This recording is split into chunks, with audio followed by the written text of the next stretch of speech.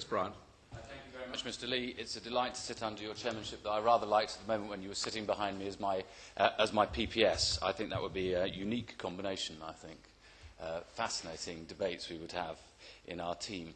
I warmly congratulate the Honourable Gentleman for Esher and Walton on securing this debate. He always manages to secure debates, and they're never uncontentious debates either.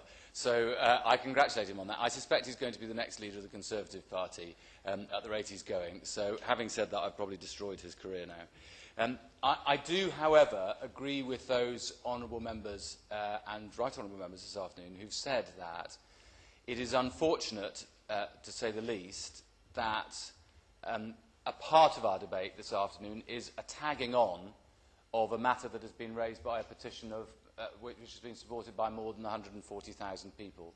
Now, I have my personal criticisms of the way in which the e-petition system has been set up. I think that there are problems in relation to what the public may want, may not necessarily be what an individual member on the backbenches wants to get the backbench business committee to advance. But I just think that this is something that has its own specific importance and is something that should be debated properly on its own.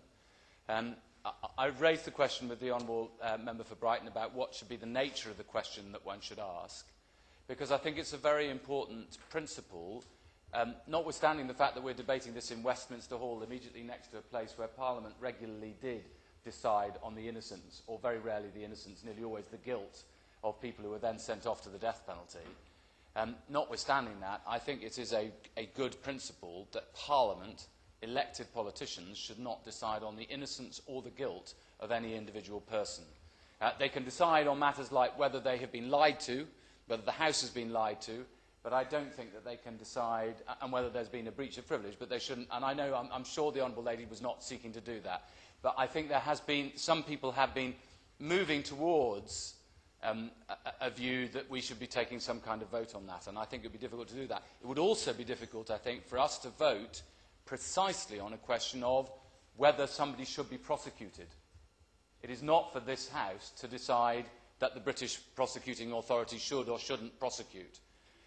So I wholeheartedly support us having a proper debate on Babar Ahmad in the full chamber.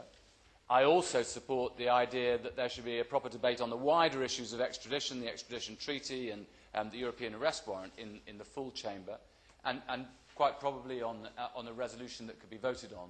But I think it would be inappropriate to breach those basic principles that I've already set out. It's a delight to see the chairman of the Select Committee back in his seat, because he sent me a lovely note earlier saying that he was off to another meeting and he might miss my brilliant speech. Though he added the word brilliant afterwards, I note. But I think he sent the same note to the Minister as well. So I think it's important that we do proceed with further debates on another occasion on substantive motions. And I recognise the fact that my right honourable friend, the member for Tooting, has been seated here throughout the debate this afternoon, I think as a part of the ongoing care that he's been taking for his constituent, which I think many people have recognised in the debate. There are some very important first principles that we have to acknowledge. I think the first of these is that extradition is a vital part of ensuring the security, the safety of people in our own country and around the world, and ever more so. I mean, maybe in the 17th, 18th century, British people could evade justice in this country by going abroad, and vice versa. But I don't think there's anybody in the room who believes that that should be the case today, especially in a world where people cross borders far more frequently, where crime can be conducted from one country in another country far more easily. It is all the more important that we have a sane, sensible process of extradition.